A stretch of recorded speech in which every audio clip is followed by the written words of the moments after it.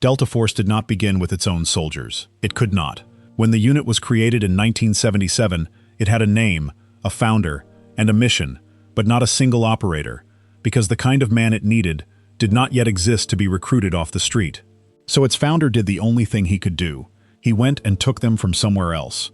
He raided the one place in the entire United States Army that was already growing exactly the soldiers he wanted, the Green Berets, and he stripped out their best men to build his new unit. And the Green Berets, the very force that had trained those men, did not forgive him easily. This is the story of how Delta Force was built by stealing from the unit that made it possible, and the bitter fight that nearly killed it before it began. To understand why the theft was necessary, you have to understand the impossible problem Charlie Beckwith faced. He had spent a year with the British Special Air Service, and he wanted to build an American version, a unit of mature, intelligent, independent men who could think for themselves under extreme pressure. But a man like that is not created overnight. He is the product of years of hard training and real experience. Beckwith did not have years. He had a mission and an empty roster.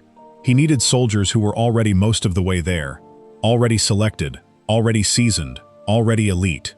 And in the army of that era, there was really only one pool of men like that, the Special Forces, the Green Berets. It is worth understanding just what that pool represented, because the Green Berets were not ordinary soldiers.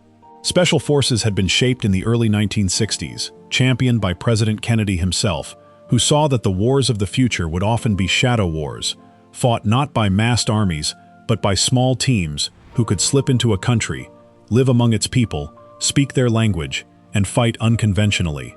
The Green Berets were built for exactly that. They were selected for intelligence, for maturity, for the temperament to operate far from any support, making life and death decisions alone. They called themselves the Quiet Professionals, and the name was earned. These were men trained to think, to adapt, and to work in tiny, self-reliant teams. In other words, the Green Berets had already spent years building precisely the kind of independent, thinking soldier that Beckwith wanted for Delta. He wanted a finished product, and the Green Berets were the only place reliably turning one out. So Beckwith went hunting in their ranks, and this is where the resentment was born. Every operator he wanted was a man the Green Berets had invested years and enormous resources into building. Special Forces training is long, expensive, and grueling. It produces some of the most capable soldiers in the military, and it does not produce very many of them. And here came Beckwith, with the authority to reach into that small, precious pool and pull out the very best, to staff a brand new unit that many believed would end up overshadowing the Green Berets entirely. From the Special Forces point of view, he was not building something new so much as looting something old. He was taking their finest men, the ones they most wanted to keep, to build a rival. And there was a personal edge to it that made the wound sharper. Beckwith was not an outsider raiding a community he did not belong to. He was Special Forces himself. He had come up through that world, worn that beret, earned his reputation inside it. So to the men he was taking from, this was not a stranger stealing their people. It was one of their own turning around and stripping the family for parts, to build something he had decided was better. That is a particular kind of betrayal, the insider who breaks ranks. And it explains why the resentment ran as deep as it did. It felt less like a transfer and more like a defection. The reaction inside the Special Forces community was not quiet. Many of its leaders, the old guard officers who had built and shaped the Green Berets, pushed back hard against the whole idea of Delta. Some doubted that a separate unit was even necessary. Others resented the loss of their best people. And some simply did not believe that the counterterrorism mission required a whole new organization, when, in their view, the Special Forces were perfectly capable of handling it themselves. That last objection was not just grumbling. It turned into a genuine, funded rival that came very close to strangling Delta Force in its cradle.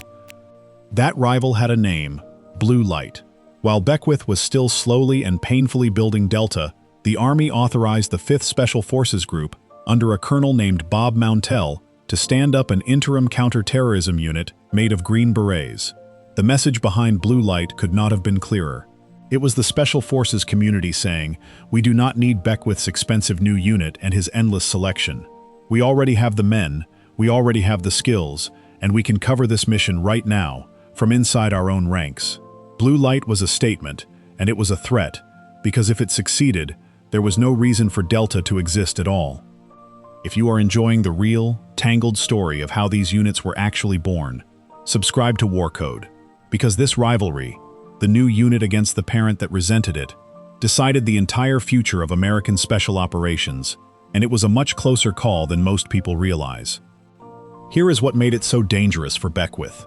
Blue light could be ready faster. It was built from men who were already Green Berets, already trained, already formed into a unit so it could reach an operational standard quickly.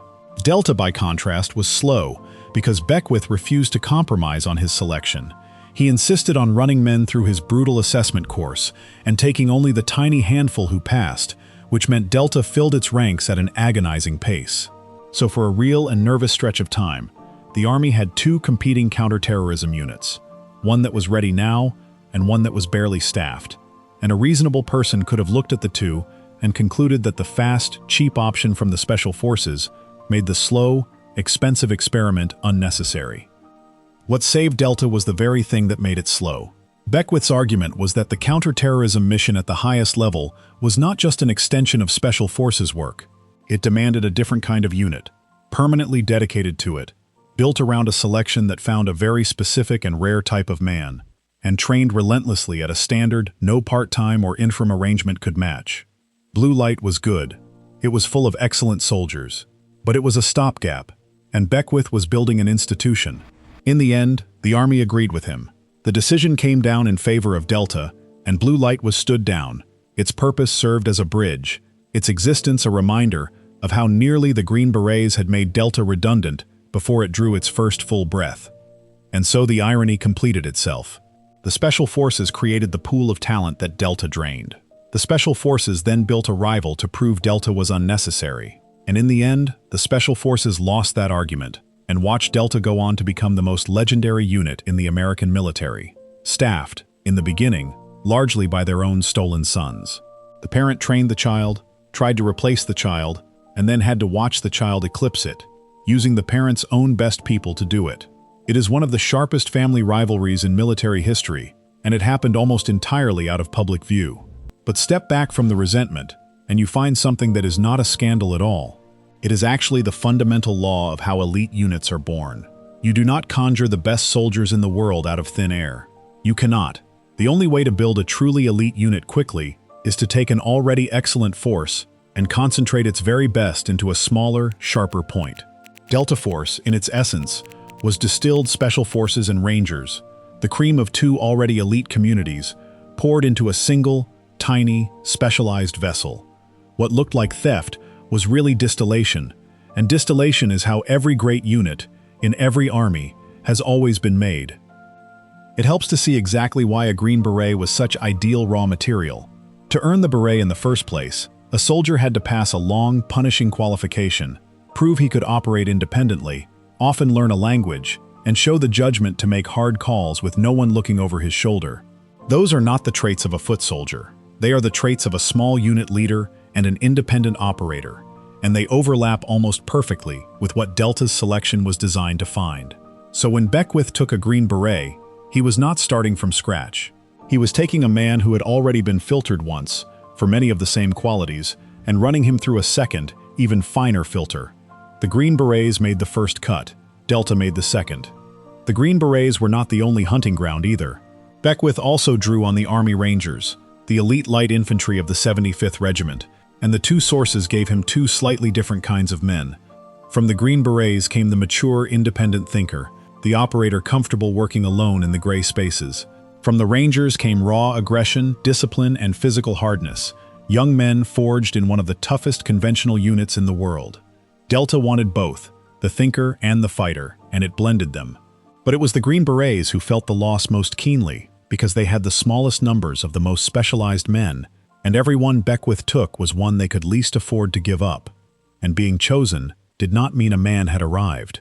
Even a hardened Green Beret who survived Beckwith's selection had only earned the right to begin again.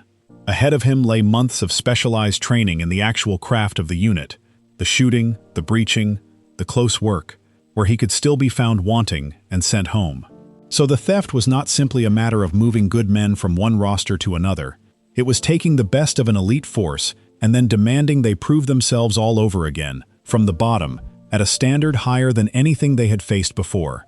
Many arrived as legends in their old units and left humbled. That too was by design. That is also why the relationship, however it started, never truly ended. The Green Berets did not stop being a primary source of Delta operators.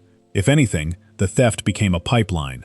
To this day, the Special Forces remain one of the main places Delta looks for its recruits, because the qualities Beckwith wanted are the very qualities the Green Berets are built to produce: intelligence, maturity, the ability to operate alone, deep in hostile territory, thinking clearly with no one to give orders. Special Forces select for exactly the profile Beckwith fell in love with in the British SAS. In a sense, the Green Berets had already done the hardest part of Delta's work before Delta ever laid eyes on the man. So the resentment, real as it was, eventually settled into something more like a grudging partnership. The bitterness of losing your best people to a flashier rival never fully disappears, but over the decades it hardened into an understanding. The Green Berets would keep producing extraordinary soldiers, and some of the most extraordinary among them would keep being drawn up into Delta: the pool and the point, the forge and the blade. Two units locked together by the simple fact that one of them is, and always has been, built from the best of the other. This same pattern repeats across the entire history of elite forces. The British SAS that Beckwith so admired had drawn its own first men from existing commandos and paratroopers. Every distilled unit is, by its very nature, attacks on the units below it, skimming off their best and leaving them a little thinner and a little poorer for it. That is a real cost, and the resentment it breeds is real too. But nations keep choosing to pay that cost, over and over, because the alternative, a world where the finest soldiers are spread evenly and thinly across the whole force, means never having a single point sharp enough to do the impossible job when it comes. Someone, somewhere, has to be robbed for the blade to exist at all. So the next time you hear Delta Force described as if it sprang fully formed into existence, remember the truth. It had to steal its first men because there was no other way to build the best out of nothing. Its founder reached into the ranks of the Green Berets, took their finest, and endured their fury to do it, and he was very nearly beaten by their counterattack before he ever finished. The most feared unit in the American military was born as an act of theft from the men who trained it, and the grudge that created was simply the price of building something that had never existed before. If you want more of the real, unvarnished history behind the world's most secretive units, subscribe to War Code, and I will see you on the next one.